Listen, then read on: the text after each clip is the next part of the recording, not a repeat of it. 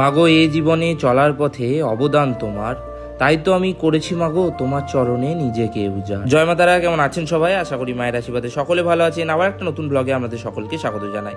এখন বাজে সকাল 10টার। আজকে সুন্দর যেসব মায়ের কাছে পুজো দেওয়ার জন্য এসেছে, তাদেরকে লাইনের মাধ্যমে নিয়ে গিয়ে খুব সুন্দরভাবে পুজো হলো। তো চলুন প্রথমেই আপনাদের মায়ের দর্শন করাই। আর এই হলো আমাদের জগৎ জননী আনন্দময়ী শিলাময়ী মা উগ্রতারা। মায়ের ভালোভাবে দর্শন করুন, নিজেদের কামনা বাসনা মায়ের কাছে জানান। মায়ের কাছে এই প্রার্থনাই করি, মা সকলকে ভালো রাখুক, সুখে রাখুক, শান্তিতে রাখুক, সকলের মনস্কামনা পূর্ণ হোক।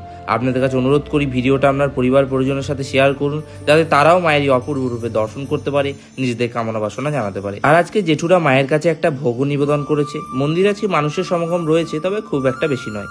এখন বাজে দুপুর 1টা, আর আমি চলে গেলাম মায়ের মন্দিরের ভোগ ঘরের মধ্যে। সেখানে মায়ের ভোগের প্রস্তুতি শেষ হয়ে গেছে। সেখান থেকে ভোগ নিয়ে গিয়ে মাকে নিবেদন করার পর দাদার হাতে তুলে দিলাম।